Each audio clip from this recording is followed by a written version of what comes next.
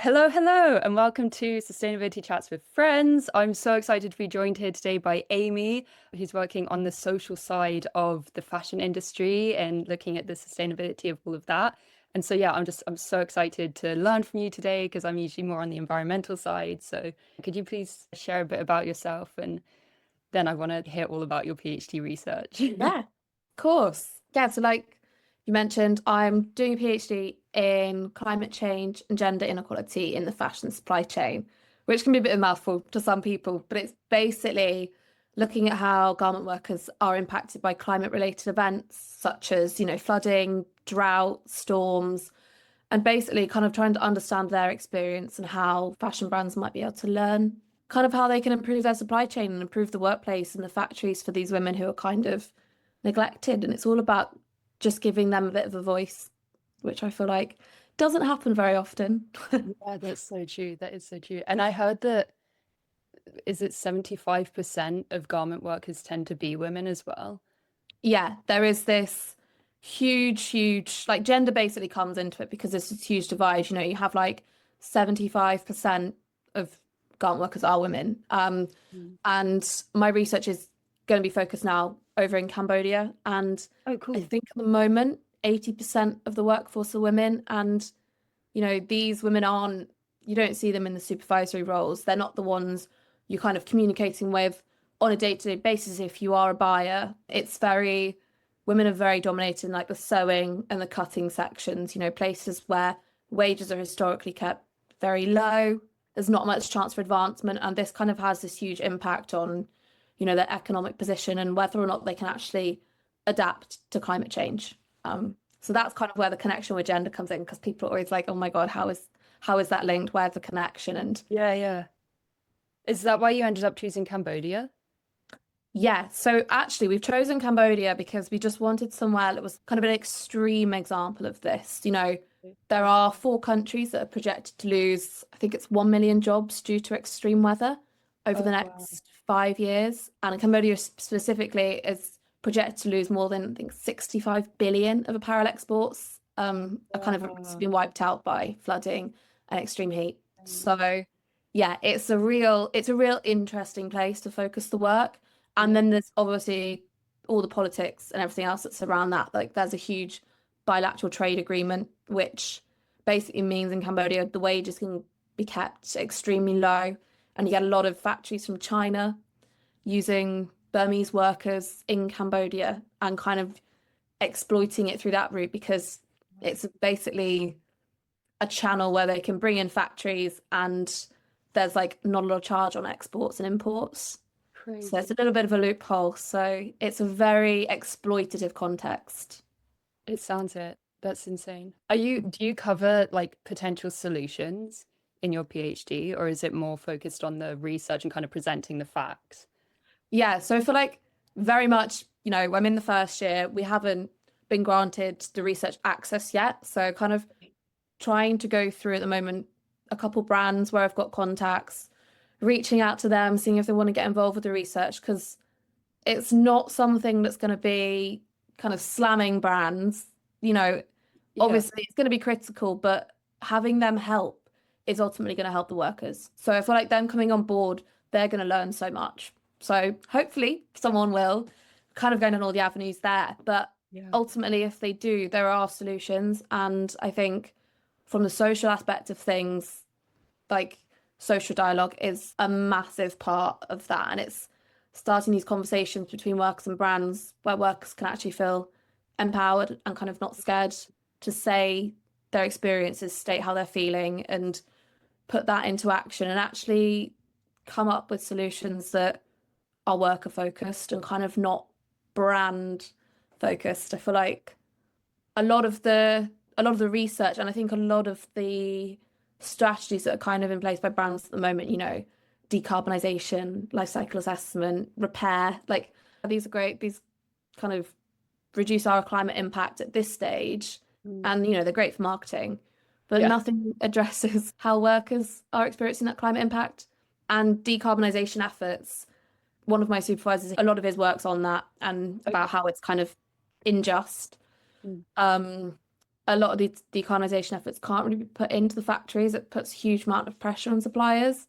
Okay. And, they don't really have the resources and the money to put into that. And brands aren't willing to put the money into that. They'll just be like, this is what we need you to hit. These are the targets we need you to hit. Mm. Like, there's no collaboration.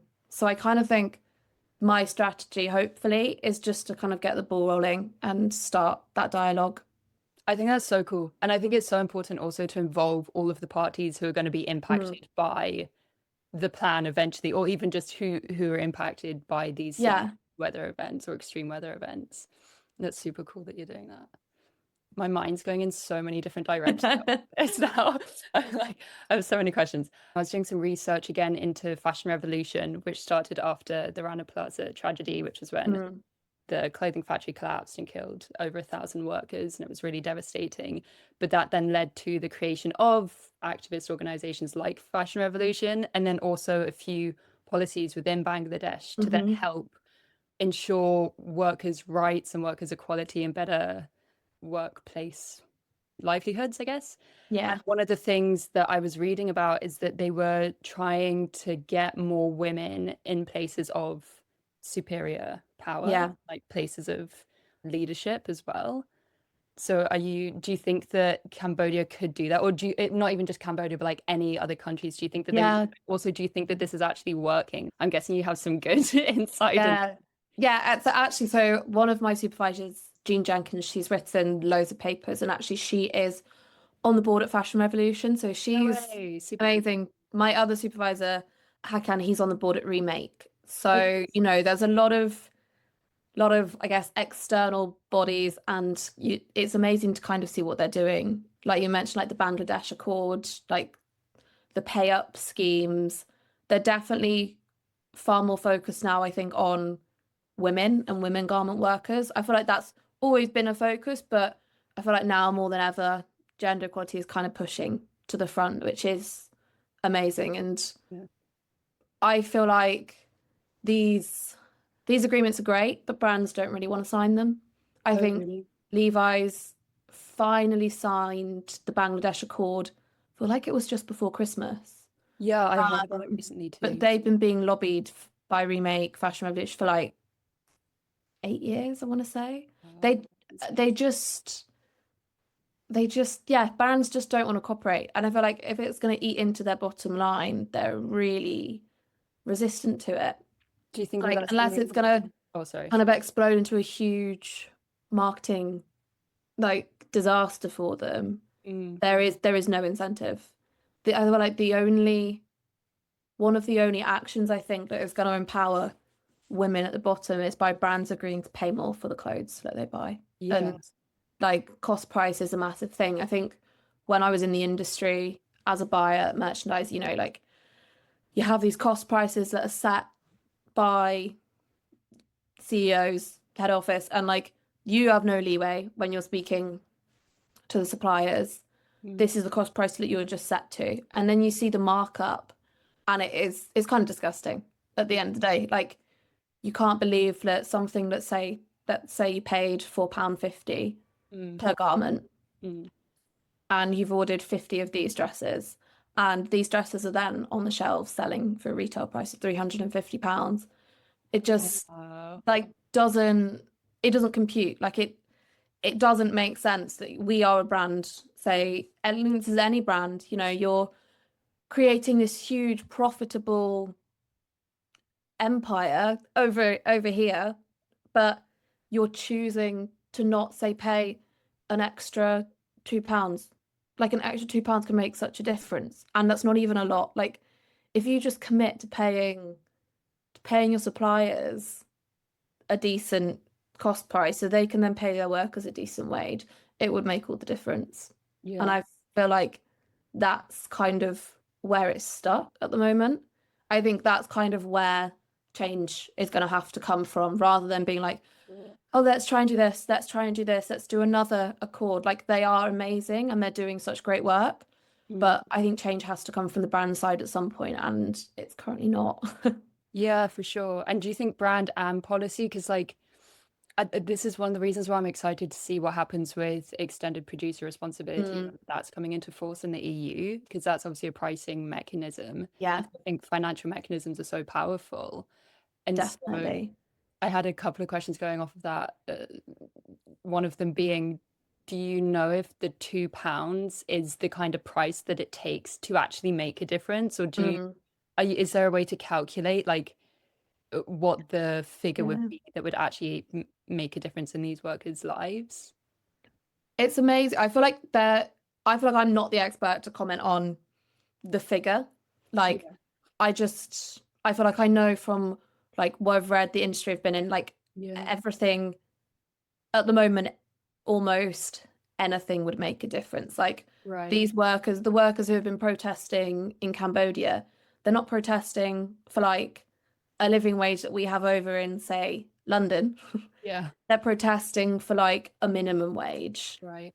They just want a minimum wage guaranteed. And the issue is we have so much policy, and it's the current protests were a wave against like basically the government revoked the minimum wage, and the government was basically lobbied, this thing in Cambodia were lobbied by brands who were saying we're gonna leave, like we're gonna take our factories and we're gonna go elsewhere where the wages are cheaper. Oh my God. So it's like even if the governments are like we are, we're going to enforce a minimum wage and it's going to improve the livelihoods of everyone, it gets to the point where brands are like, yeah, but we're the ones who are giving you the money and Yeah. we're the ones who are basically supporting your economy, and we're going to leave because we can go to X, Y, and Z across the border Mm. and make our clothes cheaper there. And I think this like extended user responsibility is going to be really interesting. Mm. Although I haven't read much into this, but I saw an article last week to say that like France had kind of rolled back on how strict they were being with Oh, really? Jean, and I was like, yeah, I was like, oh, that's just. I haven't read much into it, but I saw it quickly, and I was like, oh, that's just kind of crushing, Oh and I don't no. really know what that means for the industry. Hopefully it was kind of one of those headlines where actually you read into it and it isn't hugely demoralizing, but Yeah. I That really usually think, tends to be the case. yeah, I hear hopefully that will make a difference. Yeah. But then I always feel like I trace it back to workers, and I think this is where a difference needs to be made. Like brands can't just expect to make clothes at such a cheap price Mm. forever. Like it's not sustainable. It's really not. It Yeah. is. It's insane. One of the things I was thinking of earlier as well was over the summer, I was at a conference and the speaker was saying how, for instance, down in Cantonmanto Market in Ghana, they receive Mm. so many millions of Oh my pounds God. of textile waste from used clothing, and then they have to sift through it, and 40% has to be thrown away. And then that's just massively problematic because they don't have the infrastructure to correctly manage it. But what they were saying, though, is what these two guest speakers were saying is that the people and the workers who work in Ghana aren't included in these policy schemes that are taking place in Mm. the EU because so much of the waste is coming from the EU. And then all these policies are coming into place without anyone being in the room. And it's insane. It's like you're not It's thinking of it in a holistic, round way. yeah, It's true, like the workers do seem to be kept out of these kinds of conversations, and they're the ones who are taking the brunt of the impact. yeah. And I feel like there's a huge culture of fear around that. I feel like I'm Mm. kind of learning more about that as I've been like reaching out to suppliers asking if they want to be interviewed, and these are suppliers for brands such as like Primark, Next, M&S, ASOS, a lot of them use the same suppliers. Yeah. There's an amazing resource called I think it's called Hot Supply Hub, Ooh, okay. where brands, I'll double check that, but yeah, brands can basically input all their suppliers. You can interactive map, you can see where they all are, Is and it Open Supply Hub? might be Open Supply Hub. Yeah, Yeah. I've heard Um, of that one. and that's amazing. That's really That's helpful. super cool. But, you can contact suppliers, but people don't want to respond. I feel like they're scared of losing orders from brands because they are their business and like their lifeline in a way. Yeah. Um, there is this huge culture of of fear. And I feel like even if they do speak to you, it might be suppliers who want to come off in the best light, so they're also just not going to tell you the truth. Right. And I think the same for workers, workers are terrified of losing their jobs. Like it's quite precarious, the environment they work in. And yeah, it's quite sad, but I'm hoping, I'm really hoping, that some will want to talk about it. And, you know, hopefully it starts the ball rolling. Like there's not been much research done in this area, but Really? Is it not? not much at all. Not much on kind of workers' experience of climate change. There's a lot on like how do brands manage climate change in their supply chain? How do we like maximize profit but also reduce our carbon emissions until, scope 1, 2, 3? That's the thing. It's all kind of come from a very supply chain efficiency, responsiveness. How do we optimize X, Y, and Z?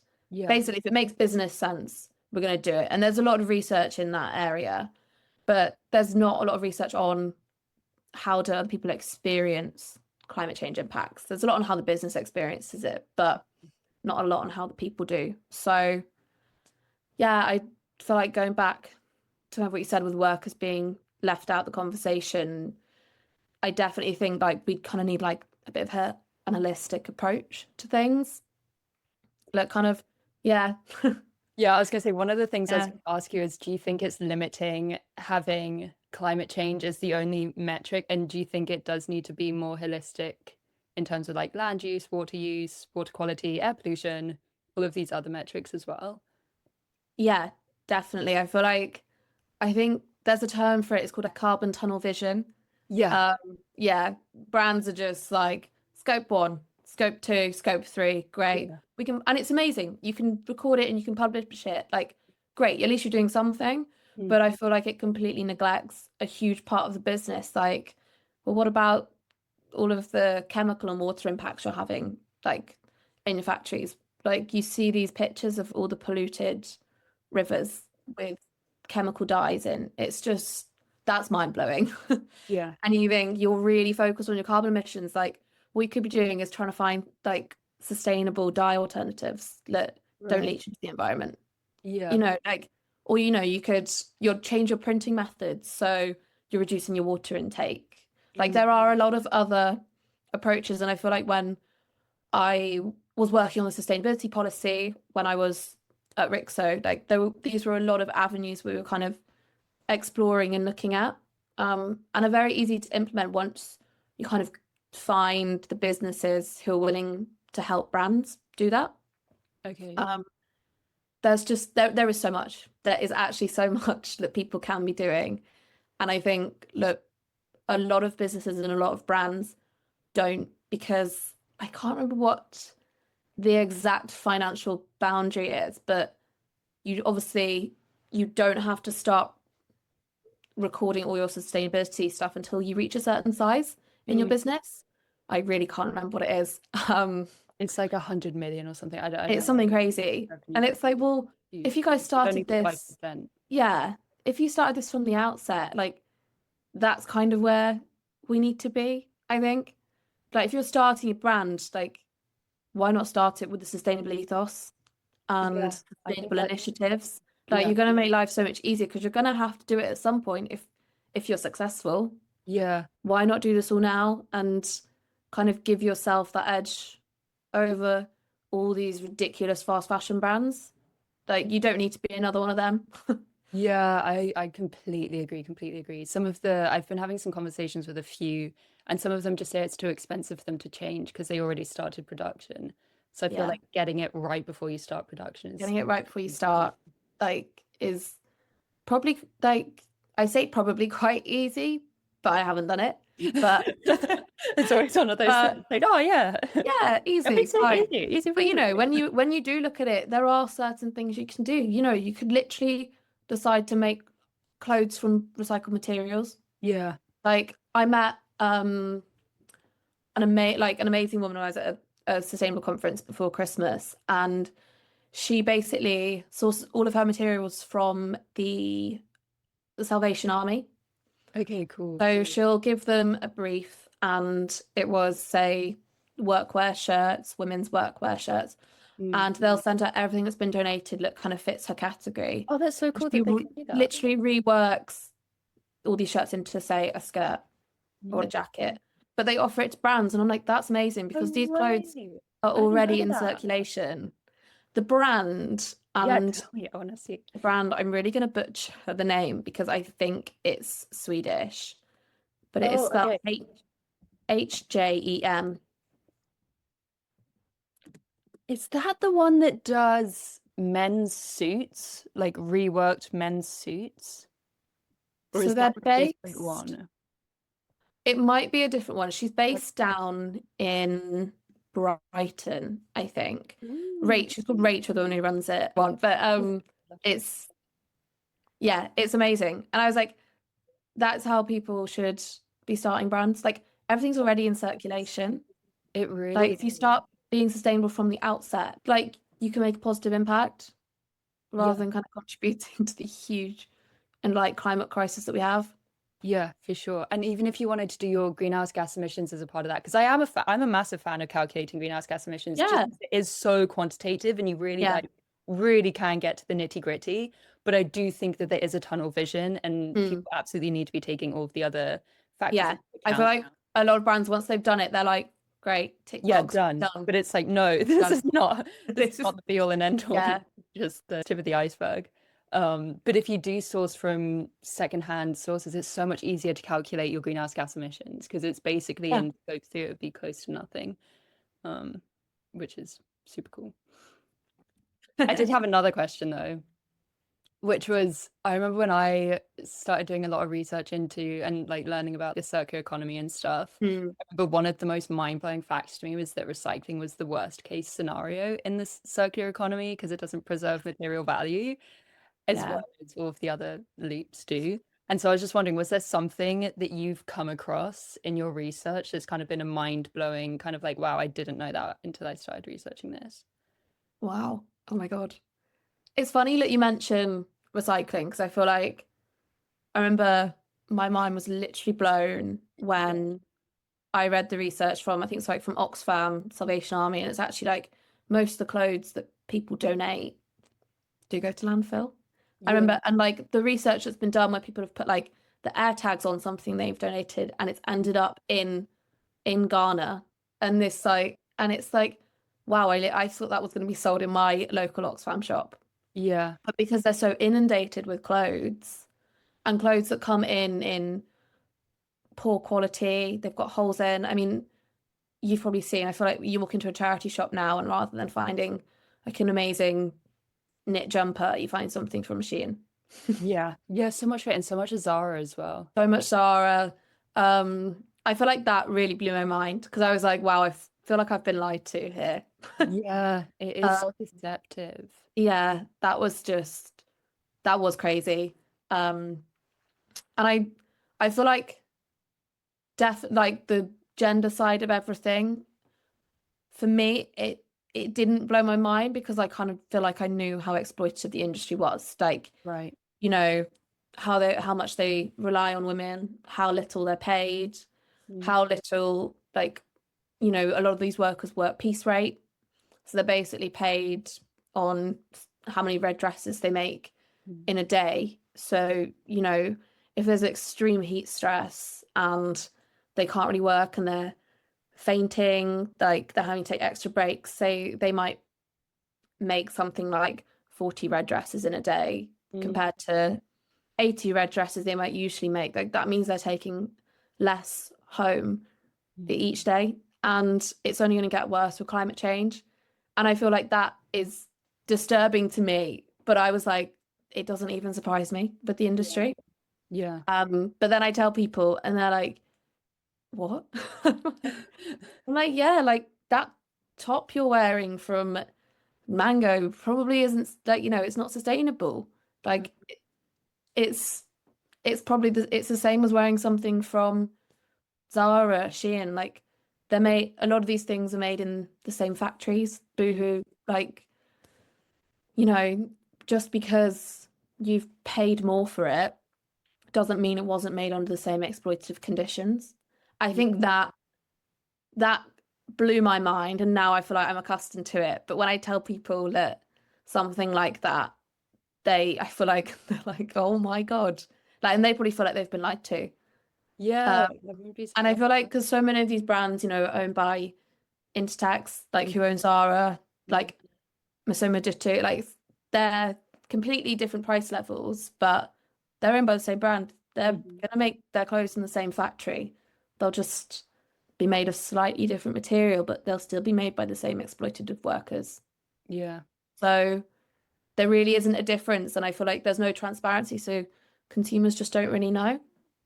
Uh, Yeah, it's a tough one. yeah, I mean, some brands, I've seen some amazing work where they've kind of traced everything and put it on their labels. So it's like Mm, this dress was made here, these are the materials that were put in, this is the dress's carbon footprint. And and that's really amazing. You can actually see kind of where it's come from. And I guess the campaign like Who Made My Clothes, where you yeah. see the garment workers, like that's really lovely, really nice, and it puts a face to the person who's put all those stitches into the dress that you're wearing.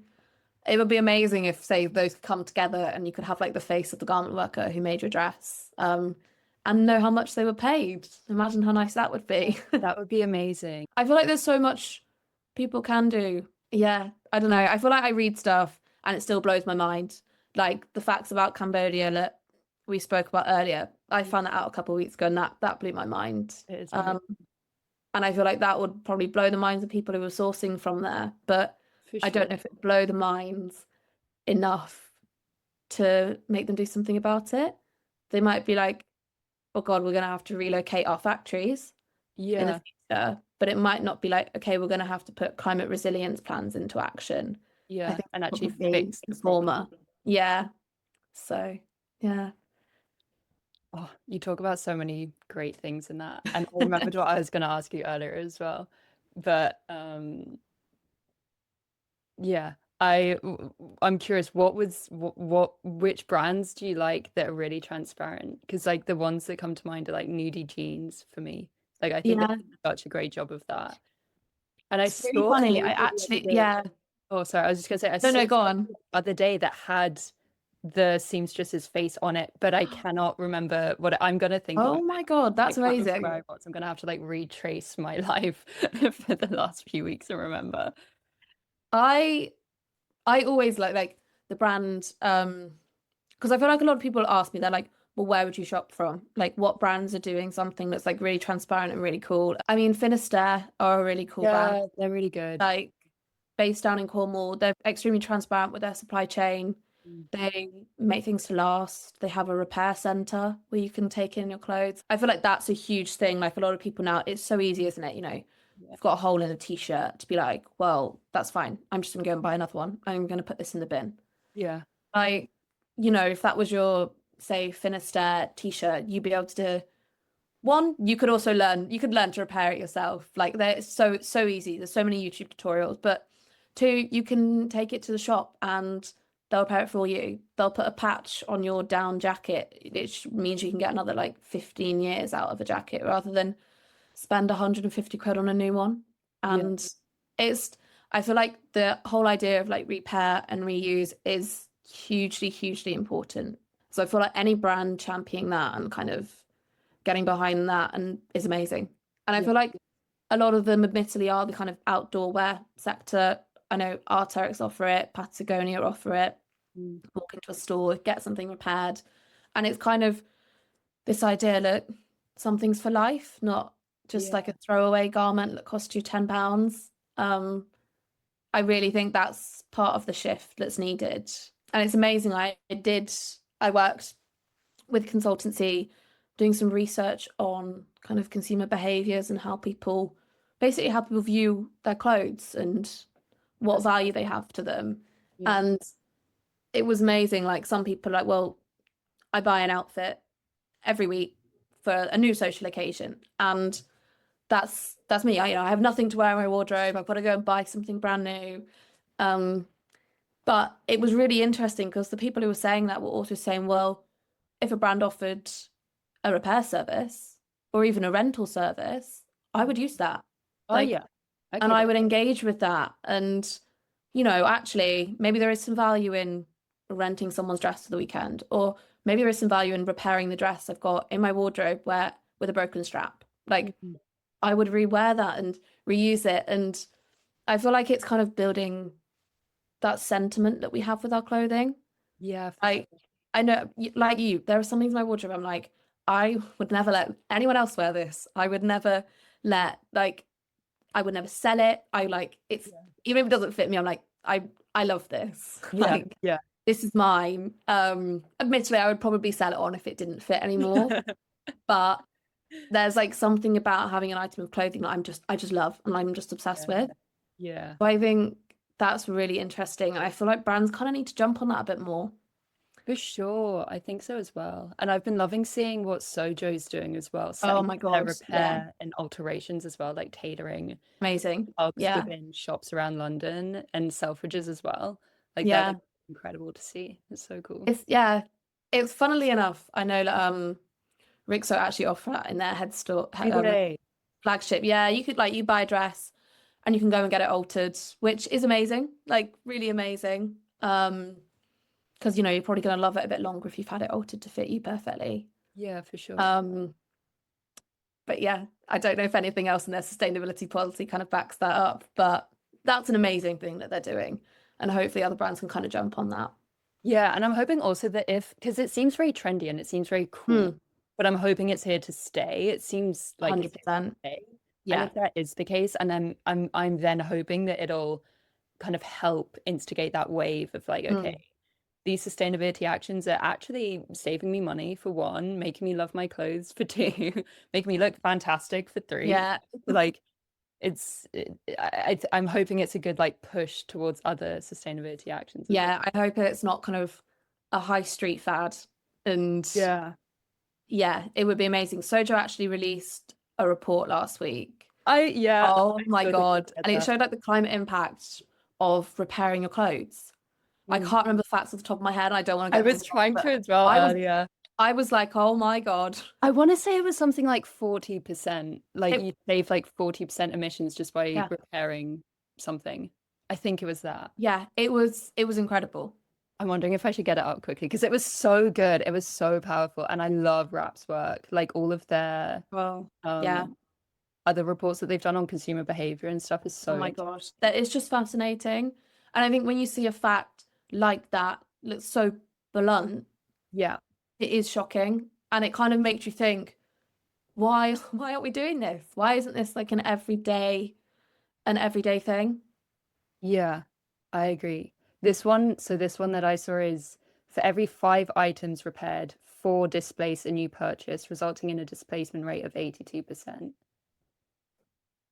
Like that's huge. Wow. That's so few bought. Yeah, this whole report is fantastic. I feel like everyone should read it. Yeah, it's amazing. And I feel like I was just thinking as well, like going back to like Ghana and like the secondhand clothing market there. I can't remember. It's one of like the many documentaries that has kind of come out. I feel like there was enough clothing, or it was like the Ghanaians there would have to buy 10 new items of clothing a week. That's how many, like each of them would have to buy 10 new items of clothing a week to Oh, kind to of, sum it all up. yeah, like the amount of it currently in Ghana would basically close everybody if they were buying 10 new items of clothing a week, like the entire population of Ghana. That's insane. And you're like, the clothes are already there. We don't need 10, 10 new skirts. Like, Yeah. love what you've got or buy secondhand, Yeah. repair it. Like, And yeah, I also, definitely think there needs to be a change in the way people view clothes. yeah, I completely agree. And I was reading Ellen MacArthur released an extended producer responsibility report or Hmm. a series of reports actually. I don't remember a couple of years ago. And I was just reading the US one. And so Mm. I think it was out of all textiles collected, 45% were reusable, and then 55% were deemed not reusable, so had to be trashed. But within that reusable category, it was 91% is exported overseas. Wow.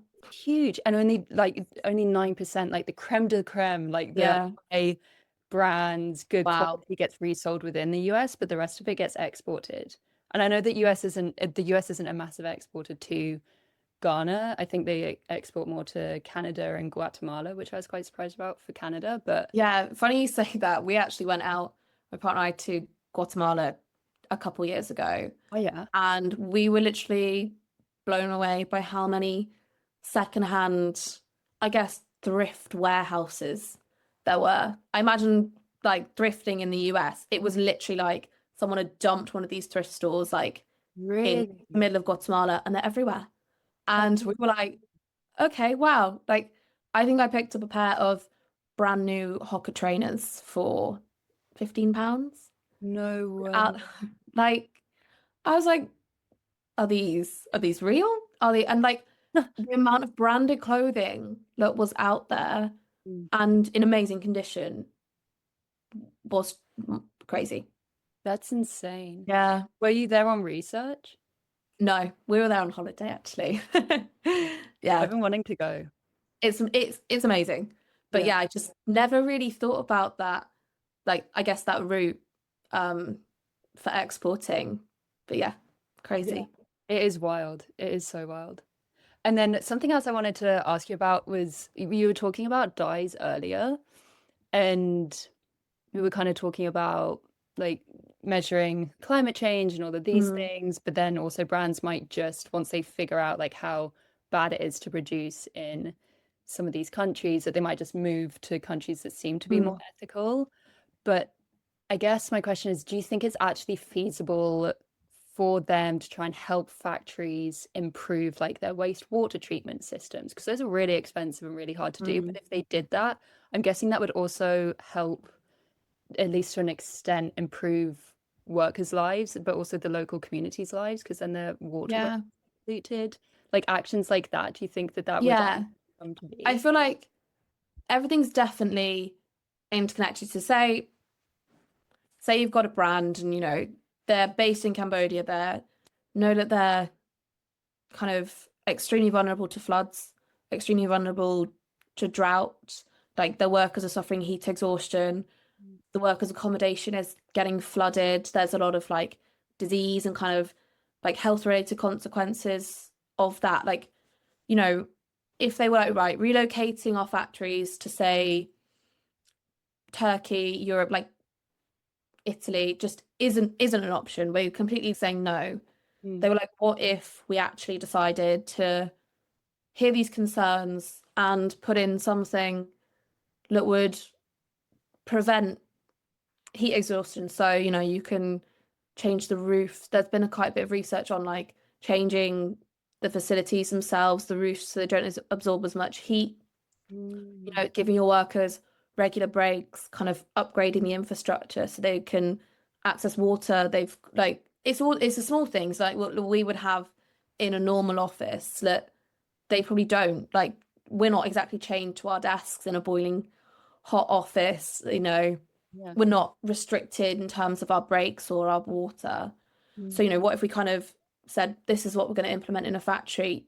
You're probably going to get a lot more out of your workers. Like, there's a huge, there is quite a lot of research on worker productivity and heat related stress Okay. and the fact that, productivity goes down. Right. So, if you kind of address that and put things in place, ultimately you're going to benefit, your bottom line is going to benefit. That's so interesting because I feel like they Yeah. need to quantify it, because I've heard of this before with the Mm. break, but a lot of employers apparently don't want to give breaks because then they lose out on productive And they time. don't want to, yeah, and they don't want to give breaks because they're trying to meet the ridiculous order quantities that brands are putting on them and the pressure and the deadlines that they need to ship a style by. Like Mm. the whole reason is this bubble of pressure is coming from the brands and the brands' demands. That is so Like, interesting. 'Cause, yeah, yeah, you hear about all of these actors. I love hearing like what the kind of tipping points are and who the triggers are for people.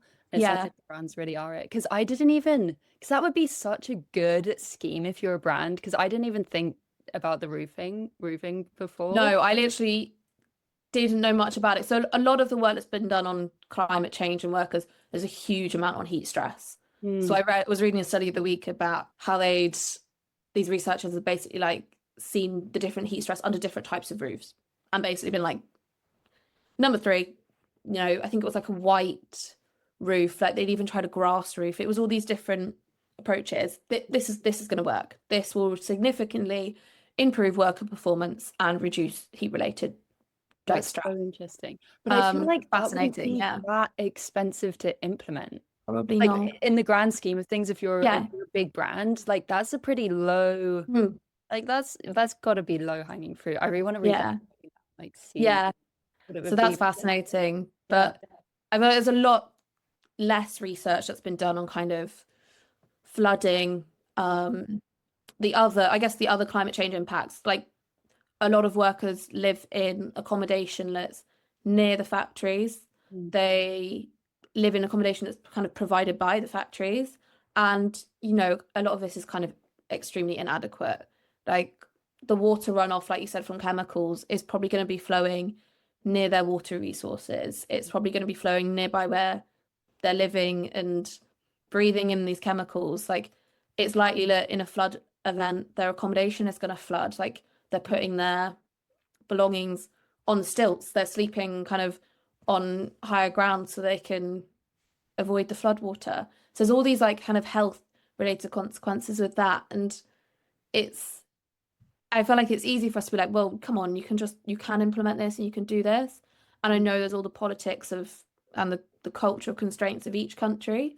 Mm. But I think if a brand went to a manufacturer and said, we want to change this, we want to provide your workers, adequate accommodation that's resilient to a flood, Mm. they're probably not going to turn around and say no thanks.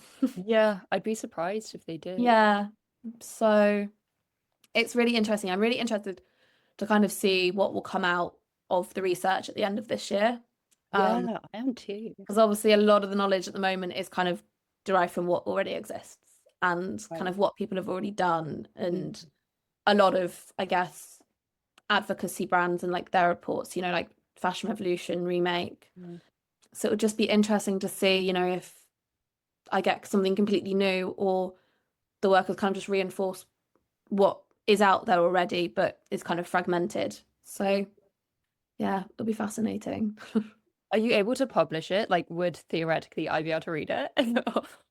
Yeah, so it will be hopefully, if finished in time, it will be published within the next 2 years. And if a brand comes forward to work with, I'll be writing a report for them as well. That'd be Yeah, so we'll see what happens. But yeah, I'm hoping that someone wants to take part and kind of sees the value in the research. So Yeah. yeah, Would be hard to not. I know. Well, that's what I think, but then I don't even know how brands think about this sort of thing Money. sometimes. Just money. Um, I feel like they're very resistant. Yeah. I feel like if you can make it worth their time either by like improving their efficiency, reducing their costs, or actively Mm, making them more money, then they'll listen. yeah. But it is exciting. I'm excited to see what you come up with. Is there anything else that you're working on, or like anything else that you want to share or promote that might help? Wow. Um, Gosh, I'm trying to think now what I've got on this year. And kind of we're presenting a paper at the Euroma conference, like a European management conference in Milan in June. So that'll be really interesting. And that's kind of more on the theoretical side. So it's using the research, kind of looking at climate change and gender, but it's using the lens of ecofeminism, which is kind of an established theory that basically condemns capitalism for exploiting nature and exploiting labor, and basically says that capitalism has only thrived so on the back of exploiting both of these resources. Right. So I've kind of looked at it through the lens of fashion and kind of talked about how brands kind of mirror this exploitation. So we're presenting that paper, so that'll be really interesting. It'll be really interesting to kind of get feedback from the community and kind of it's way more academic than I'm kind of used to. But we'll see. I've got hopefully an interesting collab coming up with remake as well. Okay. They hopefully want to kind of come on board and see what they can add. So yeah, there's a couple of exciting things That's coming super up. exciting. Yeah. I love that. I'm always fascinated to hear more about ecofeminism and Mm. that stuff. I So feel like it's people hear the word feminism and then it's like, oh my God, I stop didn't talking. know that that was the term for it, to be fair, but after you explained it, I was like, oh yeah, yeah, I've Yeah. heard stuff like that. Yeah. So it's a really old theory. I feel like it was, I think Vandana Shiva, she's like Mhm. an amazing researcher. I think she established it in like, I want to say 1989 in her book. Yay. So it's quite old. It's not really been used in research recently. Okay. It's kind of been something I've been working with the last couple years. So I feel like when you're kind of in the academic space, you have to kind of go down that like nerdy academic route and see like what there is. And I think because that kind of links to business and it's quite a critical lens, it Mm, is really interesting, even though I'm kind of not wanting to be critical in the final output of the research. Like yeah. I want brands to be able to collab and feel like they're not just being criticized. But yeah, it's an interesting lens, just go down with other papers and kind of see what it can add. Yeah. I think it's always interesting to like know both sides, like know Yeah, why yeah, it's bad, but then also invite people in a warm and welcoming way to yeah. collaborate and change and co-create better alternatives. That's super exciting. Well, it sounds like you have a great year ahead. Yeah, Thank I'm excited. It's a bit daunting at the moment, you're kind of trying to reach out to people and be like, do you want to take part in this research? Yeah. It's almost like applying for jobs. Is it really? You kind of trying to sell yourself and sell your research. So it's interesting, but yeah, it's long. Yeah. Okay. If anyone listens to this podcast and Yeah, if wants to anyone reach out, listens, please reach anyone out has to a brand Amy. contact. I will link her contact details when I publish this. Alrighty, Oh, cool. Well, thank you so much for joining. yeah, thank you So so great. much for having me. It's been really, really fun actually. It has been super fun. Yeah, it's been so great to hear all of your stories and perspectives and everything. So thank Ah, you.